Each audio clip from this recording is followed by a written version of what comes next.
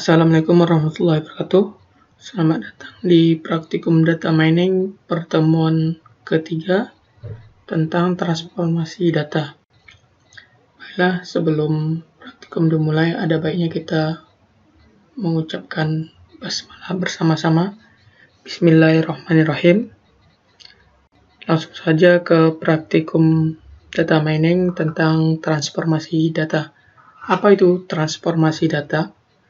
Itu adalah sebuah proses pengkategorian ataupun perubahan data dalam bentuk format yang sesuai untuk diproses dalam pemrosesan data mining agar dapat mudah diolah.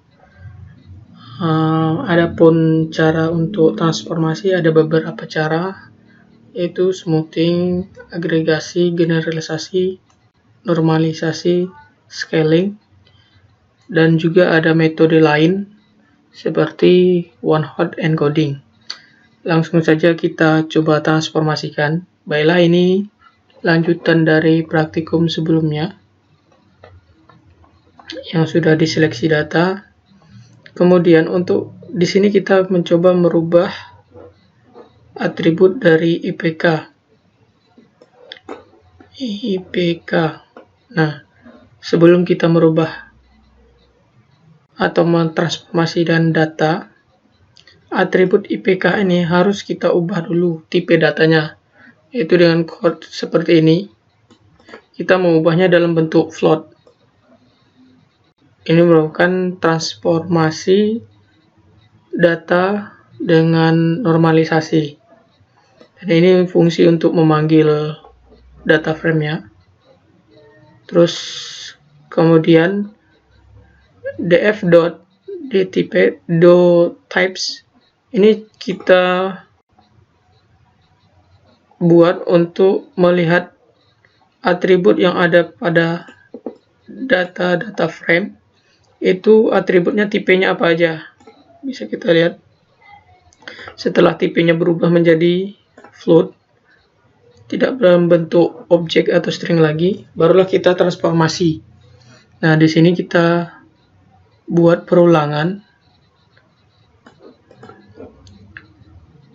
di mana perulangan itu sebanyak isi dari data frame. Di sini ada 15 data.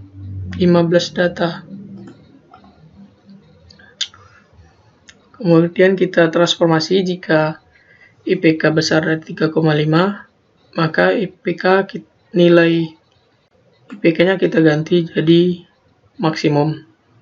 Besar dari 2,7 kita ganti rata-rata, dan selain itu minimum.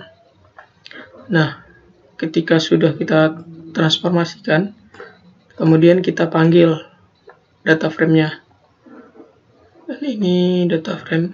Oh ya, ini buat ngecilin bisa. Buat ngecilin, besarin bagi teman-teman yang belum tahu.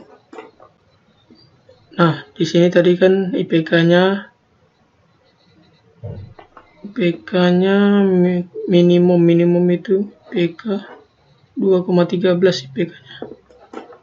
Data pertama 2,13. Nah, dia masuk kategori minimum. Nih, mudahnya ini. Ini minimum. Kita lihat yang bawah maksimum. Data 15 itu harusnya maksimum berada di atas 3,5.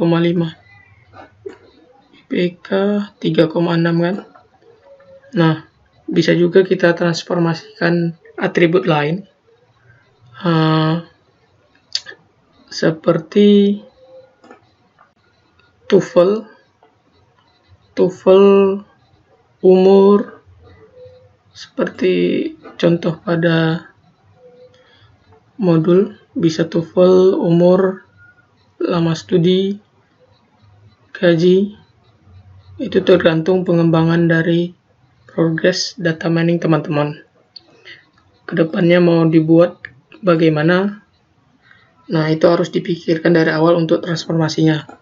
Nah, sama seperti untuk transformasi IPK, sebelum ditransformasi, atribut harus kita ubah.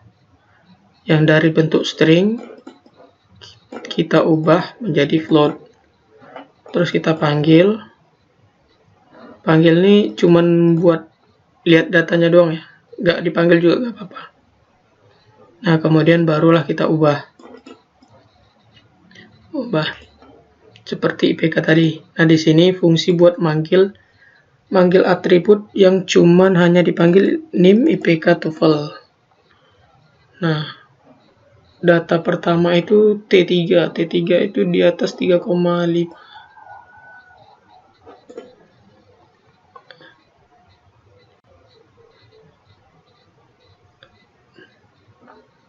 Ini maksimum rata-rata.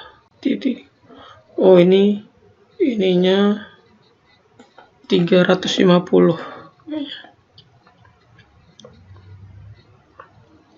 500. Nah, tinggal diubah. Sini 500. Ini 450. Kita running all.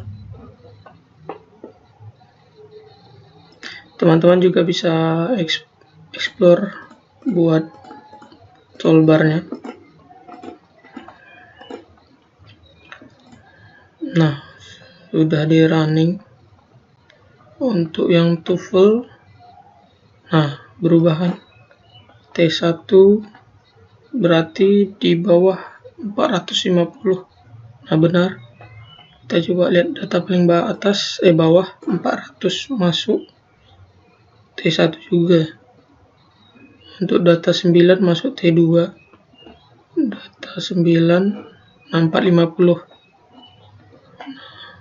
Nah, benar 450. Nah, mungkin itu buat transformasi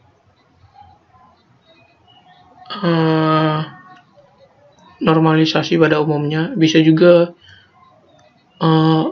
kita transformasikan jadi 1, 2, 3, tapi sesuai dengan ketentuan proses data mining yang akan kita buat. Kemudian di sini ada, kita mau coba transformasikan status. Di sini ada mahasiswa, wirausaha, guru, swasta, dan freelance. Nah, di sini kita menggunakan, ini namanya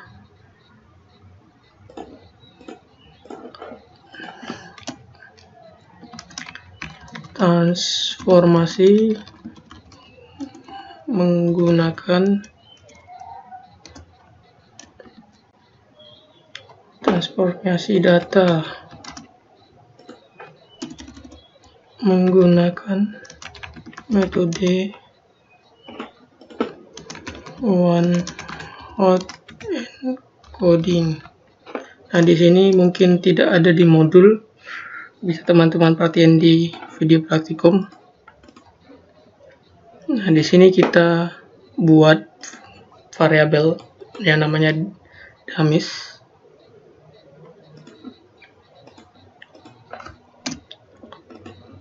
Dummies di mana variabel ini membaca fungsi PD yang praktikum awal kita buat. Kemudian get data dummies, df data frame-nya, kita membaca nilai data frame yang atributnya status. Nah, jadi di sini kita baca data frame ini cuman yang status. Jadi kita baca nilainya, terus kita buat kolom.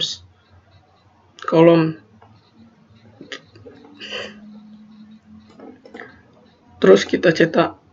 Nah, di sini berubah.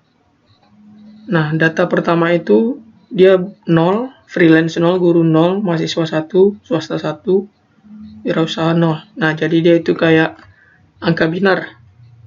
Nah, ketika dia mahasiswa, freelance-nya bernilai 0, guru 0, mahasiswanya 1,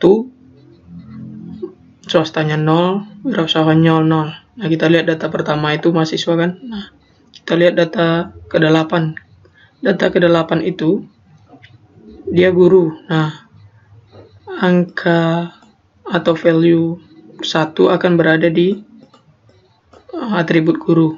Nah, ini merupakan atribut yang kita tambah, di mana atribut ini kita dapatkan dari hasil value dari atribut status. Nah, di sini kan cuma ada freelance, swasta, mahasiswa, guru, wirausaha.